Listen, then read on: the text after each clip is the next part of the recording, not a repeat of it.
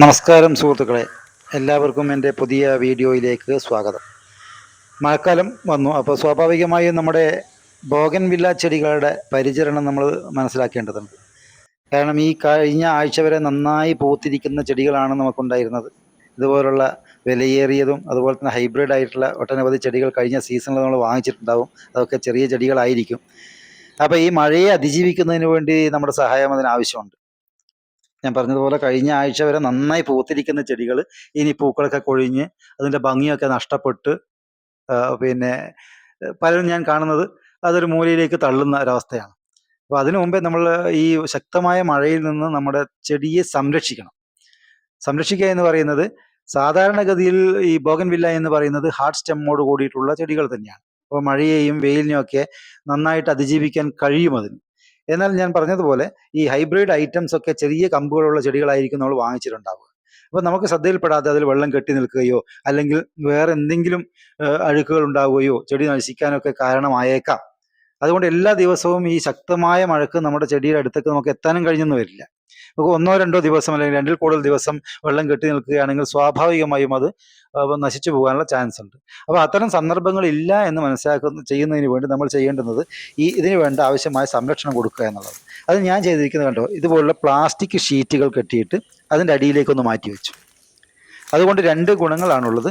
ഒന്ന്, ഈ മഴ നനയില്ല. അതോടൊപ്പം തന്നെ ഈ ചിലപ്പോഴൊക്കെ ഈ കാലാവസ്ഥയിൽ വെയിലും വന്നേക്കാം. അപ്പം വെയിലും ചെടിക്ക് ആവശ്യമാണ്. അതിൻ്റെ പിന്നെ ആഹാരം ഒക്കെ നിർമ്മിക്കപ്പെടുന്നത് ഈ വെയിലിൻ്റെ സഹായത്തോടു കൂടിയാണ്. അപ്പോൾ സ്വാഭാവികമായും ആ വെയിൽ ഇതിന് കിട്ടുന്ന രീതിയിൽ ആയിരിക്കണം നമ്മൾ സംരക്ഷിക്കേണ്ടത്. ഈ കളർ ഷീറ്റുകൾ, നീല ഷീറ്റുകളും കറുപ്പ് ഷീറ്റുകളൊക്കെ കിട്ടിയാൽ ഈ വെയിൽ നേരിട്ട് സൂര്യപ്രകാശം ലഭിക്കില്ല. ആ സൂര്യപ്രകാശം ലഭിക്കുന്നതിന് വേണ്ടി നിങ്ങൾ ഷീറ്റ് വാങ്ങിക്കുമ്പോൾ ഇതുപോലുള്ള ട്രാൻസ്പെറൻ്റ് ആയിട്ടുള്ള ഷീറ്റുകൾ വാങ്ങിച്ച് അതിനടിയിലേക്ക് ചെടിയെ മാറ്റുന്നതാണ് ഏറെ ഗുണകരമായിട്ടുള്ളത്.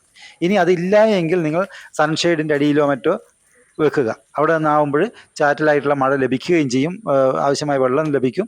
അതോടൊപ്പം തന്നെ ശക്തമായ മഴയിൽ നിന്ന് സംരക്ഷണവും കിട്ടും. അപ്പോൾ അങ്ങനെയാണെങ്കിൽ നമുക്ക് നമ്മുടെ കഴിഞ്ഞ ആഴ്ച വരെ നമ്മുടെ മുറ്റത്തെയും നമ്മയും ഒക്കെ തന്നെ ഏറെ എന്താ പറയുക, സന്തോഷിപ്പിച്ചിരുന്ന അല്ലെങ്കിൽ വളരെ സുന്ദരമായി പൂത്തിരുന്ന ചെടികളൊക്കെ തന്നെ നശിച്ചു പോകാതെ സംരക്ഷിക്കാം. പലപ്പോഴും നമ്മൾ കാണാറുള്ളത് പോലെ ഒരു സംഭവമുണ്ട്. നമ്മുടെയൊക്കെ നഴ്സറികളിലും അല്ലെങ്കിൽ മറ്റിടങ്ങളിലൊക്കെ വളരെ മനോഹരമായി, അതായത് ഏതാണ്ട് ഡിസംബർ മാസങ്ങളിൽ അങ്ങനെ ഇങ്ങോട്ട് തുടച്ച് ഏപ്രിൽ മെയ് മാസം വരെ പൂത്തി നിൽക്കുന്ന ഈ ബോഗൻവില്ലയുടെ സൗന്ദര്യം കണ്ടിട്ടാണ് പലരും അത് വാങ്ങിക്കുന്നത്. ഇപ്പോഴാണെങ്കിൽ നഴ്സറികളിലൊക്കെ വലിയ വിലയാണ്, ഹൈബ്രിഡ് ഐറ്റംസിനൊക്കെ നല്ല വിലയുണ്ട്. അപ്പോൾ ആ ചെടികൾ നമ്മൾ ഇഷ്ടം കൊണ്ട് വാങ്ങിച്ച് വീട്ടിലേക്ക് കൊണ്ടുവന്ന് ഈ പൂക്കളൊക്കെ നഷ്ടപ്പെടുന്നത് പോലെ സ്വാഭാവിക ചില മനുഷ്യന്മാർക്കുണ്ടാകുന്ന ചില മാറ്റങ്ങളുണ്ട്. ഒന്നിൻ്റെ സൗന്ദര്യം നഷ്ടപ്പെടുമ്പോൾ അതിനോടുള്ള ആ ഒരു ഇഷ്ടം കുറയുക എന്നുള്ളത്. അതുകൊണ്ട് തന്നെ അങ്ങനെയൊന്നും പൂത്ത് നിൽക്കുന്നെങ്കിൽ ആ സൈഡിലേക്ക് അങ്ങ് മാറ്റാറുണ്ട്. പലപ്പോഴും പല വീടുകളിലൊക്കെ പോകുമ്പോൾ ഞാൻ കണ്ടിട്ടുണ്ട്, കഴിഞ്ഞ വർഷമെങ്കിലും അവർ വാങ്ങിച്ചു കൊണ്ടുവന്നിട്ടുള്ള, എൻ്റെ വീട്ടിൽ നിന്ന് കൊണ്ടുപോയിട്ടുള്ള ചെടികൾ പോലും ഞാൻ കണ്ടിട്ടുണ്ട്. അതിൻ്റെ പൂക്കളൊക്കെ പോയതിനു ശേഷം ഒരു ഭാഗത്ത് ഒരു മൂലയ്ക്ക് അങ്ങ് മാറ്റിയിട്ടിട്ടുണ്ടാവാം. ഒരുപാട് കള പിടിച്ചിട്ടുണ്ടാവാം അതിൽ. പിന്നെ അതൊക്കെ അതിന് ജീവനുള്ളത് കൊണ്ട് അങ്ങ് ജീവിച്ചു പോകുന്നു എന്നുള്ള അവസ്ഥയായിരിക്കും. നേരത്തെ കാണിച്ചിരിക്കുന്ന പ്രണയമൊന്നും അതിനോട് ഉണ്ടാവില്ല. അതുകൊണ്ട് അത് വേണമെങ്കിൽ ആവട്ടെ എന്നുള്ളതുകൊണ്ട് അടുത്ത സീസൺ ആകുമ്പോഴും ആ പാവങ്ങളങ്ങ് പൂത്തുകൊണ്ടേയിരിക്കും. ആ പൂക്കുമ്പോഴാണ് ഓടി വന്ന് വീണ്ടും പ്രണയിക്കാൻ പോകുന്നത്. അങ്ങനെ ആയി പോകരുത്. ഈ ചെടിക്ക് അടുത്ത ഒരു പൂക്കാലം കൂടി വരുന്നുണ്ട്. സുന്ദരമായി പൂക്കാനുള്ള ഒരവസ്ഥ ഇനിയുമുണ്ട്. അതുകൊണ്ട് അതിനെ നമ്മൾ ഏതെങ്കിലും മൂലയ്ക്ക് മാറ്റി വെക്കാതെ അതിനാവശ്യമായ പരിചരണം നമ്മൾ ഇപ്പോഴേ കൊടുക്കണം. ഇപ്പോൾ സംരക്ഷിക്കുകയാണ്, വേറെ പരിചരണം ഒന്നും ഇപ്പോൾ ആവശ്യമില്ല. ഇപ്പം നമ്മൾ ഈ ശക്തമായ മഴയിൽ നിന്ന് സംരക്ഷിക്കുക എന്നുള്ളതാണ് അത് ചെയ്യേണ്ടത്. അതിനാണ് ഞാൻ നേരത്തെ പറഞ്ഞത്, ഒരു ഷീറ്റ് വാങ്ങിച്ച് കെട്ടി, അതിനിഷ്ടപ്പെടുന്ന ആളുകൾ ഷീറ്റ് വാങ്ങിച്ച് കെട്ടി, അതും നല്ലത് ട്രാൻസ്പെറൻ്റായ ഷീറ്റുകളാണെങ്കിൽ അതിനടിയിലേക്ക് മാറ്റി വെക്കുക. വെള്ളം അപ്പോൾ കിട്ടാത്ത അവസ്ഥയിൽ ഒന്ന് നോക്കണം. ഒരാഴ്ചയിൽ ഒരിക്കലെങ്കിലും നോക്കിയിട്ട് തീരെ വെള്ളമില്ല, ഡ്രൈ ആയിരിക്കുന്നതാണെങ്കിൽ നിങ്ങൾ എക്സ്ട്രാ വെള്ളം നിങ്ങൾ അതിന് കൊടുക്കുകയും ചെയ്യണം. കളകളുണ്ടെങ്കിൽ ഒന്ന് പറിച്ച് കൊടുക്കുന്നത് നല്ലതാണ്. എപ്പോഴൊന്നും കളകൾ വരില്ലല്ലോ, പക്ഷേ ഈ മഴക്കാലത്ത് പെട്ടെന്ന് കളകൾ കയറി വരും. അങ്ങനെ കളകളുണ്ടെങ്കിൽ അത് പറിച്ചു കൊടുക്കുക. അതോടൊപ്പം തന്നെ ഈ പൂക്കളും അതോടൊപ്പം തന്നെ ഇലകളും കൊഴിയാൻ തുടങ്ങും. ഈ പൂക്കളൊക്കെ കൊഴിഞ്ഞു പോകും, കണ്ടോ. അത് നമ്മുടെ ചെടിയുടെ ചോട്ടിൽ, അതായത് നമ്മുടെ പോട്ടുകളിൽ ഇങ്ങനെ നിറഞ്ഞു വന്ന് അത് അഴുകി നമ്മുടെ ചെടി നശിക്കാനുള്ള ചാൻസ് ഉണ്ട്. അപ്പോൾ അത്തരം സന്ദർഭങ്ങളിൽ നമ്മൾ ചെടി എടുത്ത് പോകുമ്പോൾ ഒരാഴ്ചയിൽ ഒരു പ്രാവശ്യമെങ്കിലും അതൊക്കെ മാറ്റി കൊടുത്തുകൊണ്ട് മേൽമണ്ണ് അല്പം ഒന്ന് ഇളക്കി കൊടുത്താലും കുഴപ്പമൊന്നുമില്ല. അധികമായിട്ട് ഇളക്കുകയോ അല്ലെങ്കിൽ വളങ്ങൾ കൊടുക്കുകയോ ചെയ്യേണ്ട. ഇപ്പോൾ വളങ്ങൾ കൊടുക്കേണ്ട ആവശ്യമൊന്നുമില്ല. പിന്നെ നമ്മുടെ ചെടികൾക്ക്. കാരണം ഇപ്പോൾ അതിൻ്റെ അങ്ങനെയുള്ള പ്രവർത്തനം നടക്കുന്നില്ല, അതങ്ങ് വളർന്നുള്ളൂ. ഇപ്പോൾ ഉണ്ടാകുമെന്ന് പറഞ്ഞാൽ പുതിയ പുതിയ കമ്പുകൾ ഉണ്ടാവും. ഇനി ഈ കമ്പുകൾ ഉണ്ടാകുമ്പോൾ ഇത് കട്ട് ചെയ്യണോ എന്ന് ചോദിക്കാറുണ്ട്. ഇപ്പോൾ നിങ്ങൾ കട്ട് ചെയ്യൊന്നും വേണ്ട. രണ്ട് കാരണങ്ങൾ കൊണ്ടാണ്. ഇപ്പോൾ കട്ട് ചെയ്ത് ചിലപ്പോഴൊക്കെ ശക്തമായ മഴയ്ക്ക് അത് നശിച്ചു പോകും. പിന്നെ കട്ട് ചെയ്ത കമ്പുകൾ ഇപ്പോൾ പിടിച്ചു കെട്ടാനും പ്രയാസമാണ്. നിങ്ങൾക്ക് പ്രൂൺ ചെയ്യേണ്ട സമയം എന്ന് പറഞ്ഞാൽ ഹാർഡ് പ്രൂണിങ്, 2 പ്രൂണിങ് ആണ് ഒരു ചെടിക്ക് ചെയ്യേണ്ടത്. ഹാർഡ് പ്രൂണിങ് എന്ന് പറയുന്നത് ഒരു ഓഗസ്റ്റ് സെപ്റ്റംബർ ആ സമയത്ത് മഴയൊക്കെ മാറി അല്പം വെയിലൊക്കെ വരുന്ന ആ കാലാവസ്ഥയിൽ നിങ്ങൾ എന്ത് ചെയ്യണം എന്ന് പറഞ്ഞാൽ പിന്നെ നന്നായി ഹാർഡ് പ്രൂൺ ചെയ്ത്, എങ്കിലേ നമ്മളെ ബുഷായിട്ട് നിൽക്കും കേട്ടോ. ഹാർഡ് പ്രൂൺ ചെയ്ത് അതിൻ്റെ കമ്പുകളൊക്കെ നമുക്ക് മാറ്റി നട്ടു കൊടുക്കാം. മാറ്റി നട്ടു കൊടുക്കുക എന്ന് പറഞ്ഞാൽ ഒരു കവറോ അല്ലെങ്കിൽ പഴയ പ്ലാസ്റ്റിക് ബക്കറ്റുകളോ അല്ലെങ്കിൽ വീട്ടിൽ എന്താണോ ഒഴിഞ്ഞിരിക്കുന്ന ഒരു കണ്ടെയ്നർ, ഹോൾ ഉണ്ടായാൽ മതി. വെള്ളം ഒഴിഞ്ഞു പോകാനുള്ള ഹോളുള്ളതിൽ സാധാരണ മണ്ണ് നിങ്ങൾ നിറച്ചാൽ മതി, വേറെ ഒന്നും നടക്കണ്ട. സാധാരണ മേൽമണ്ണ് എടുത്തിട്ട് നിറച്ചിട്ട് അതിലേക്ക് കമ്പുകൾ നാട്ടി കൊടുത്താൽ നിങ്ങളൊരു 100 കമ്പുകൾ നാട്ടിയാൽ 10-75 കമ്പുകൾ നിങ്ങൾക്ക് പിടിച്ചു വരും. പുതിയ ചെടികൾ നിങ്ങൾക്ക് തന്നെ ഉണ്ടാക്കാം, നിങ്ങളുടെ കൂട്ടുകാർക്ക് നിങ്ങൾക്ക് കൊടുക്കാം.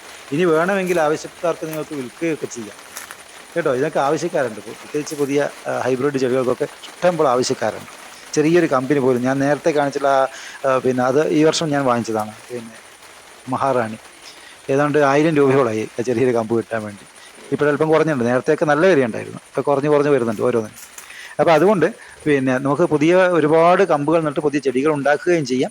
അതോടൊപ്പം തന്നെ നമ്മുടെ ചെടികളെ ബുഷാക്കി മാറ്റുകയും ചെയ്യാം. ഈ പ്രൂണിങ് അത്യാവശ്യമാണ്. പ്രൂണിങ് കഴിഞ്ഞാൽ ഉടനടി ഒരുപാട് കമ്പുകൾ പുതുതായിട്ട് വരും.